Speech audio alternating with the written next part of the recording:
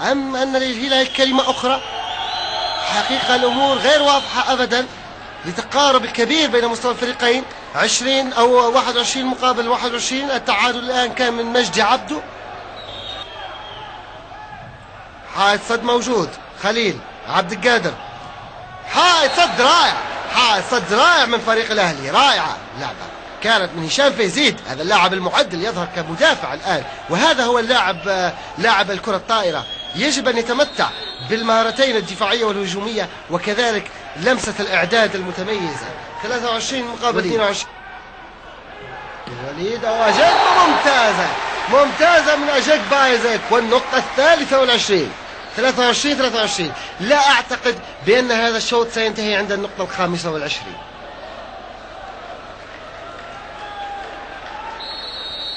عبد القادر القذافي الآن،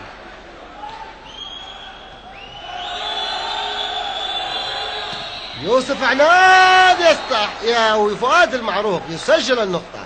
فؤاد المعروق 24 مقابل 23. الآن هل هي نقطة المباراة بالنسبة للأهلي طرابلس، أم هي نقطة التعادل والعودة من جديد بالنسبة للهلال؟ خليل، إيمانويل فراس، وتغطية موجودة من فؤاد المعروق ممتازة. يوسف عنان، فاليري وإيمانويل، إيمانويل ناحية عبد القادر، ونقطة، النقطة 24. إذا نقطة التعادل بالفعل. هذا الشوط لن ينتهي عند النقطة 25. سيكون الآن أو أجل اللاعب الآن أو الفوز إلى النقطة 26 إن لم يحدث تعادل عند النقطة 25. هنا إيمانويل، إعداد موجود، فؤاد المعروق، ممتازة من فؤاد المعروق، والنقطة 25 لمصلحة الأهلي. 25 مقابل 24. نقطة المباراة عند الأهلي بطرابلس مقابل 24 نقطة للهلال. هل سيعود في الإرسال القادم فريق الأهلي لكسب نتيجة هذا اللقاء، أم ستكون هناك كلمة أخرى للهلال؟ هشام فيزيد الآن في تنفيذ الإرسال، وإيمانويل في الإعداد، وضرب كرة ناجحة، لكن كان هناك خطأ فني، والنقطة 25. إذن سيؤجل اللعب حتى النقطة 27 إن لم يحدث تعادل في النقطة 26. هنا أنيس سعد، دائما التبديلات في فريق الهلال ما تثمر وما تأتي بالمفيد، ونسقط كرة مباغتة. نقطة ممتازة في ظل عدم تفاهم وتناسق من لاعبي الهلال. النقطة 26 إذا لمصلحة فريق الأهلي بطرابلس. 26 مقابل 25، وفؤاد المعروق في تنفيذ الإرسال.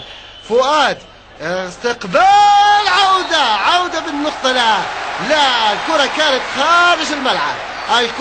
خارج الملعب، كانت يعني كل الزوايا ربما الأمامية مفتوحة أمام لاعب فريق الأهلي بطرابلس، لكن اللعبة كانت خارج الملعب حسب إشارة وقرار الحكم والمشاحنة.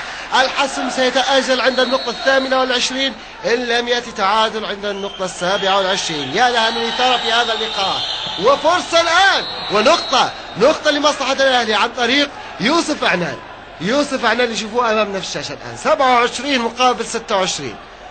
نقطة المباراة لازالت عند فريق الأهلي، لازالت موجودة. كل مرة يضيع الفرصة، هل سيضيع هذه المرة؟ أحمد فرج في الإرسال، وليد المجبري، التركيز مطلوب الآن من جانب الفريقين، وكرة التغطية موجودة الآن، يوسف عنان في الضرب، كرة حائط صد رائع من فريق الهلال، والنقطة 27 مقابل 27. الحسم سيتأجل عند النقطة 29 إن لم يحدث هناك تعادل في النقطة 28. سنشاهد معا، تابعوا معنا عبر قناة ليبيا الرياضية. هناك خطأ الآن، لا، تصحيح الخطأ موجود. إيمانويل ووليد المجبري، النقطة 28. ممتاز يا وليد يا مجبري، ممتاز هذه اللعبة. 28 مقابل 27. الآن الهلال في أول مرة 28 مقابل 27 لمصلحة الهلال. أجاكبا آيزاك في تنفيذ الإرسال،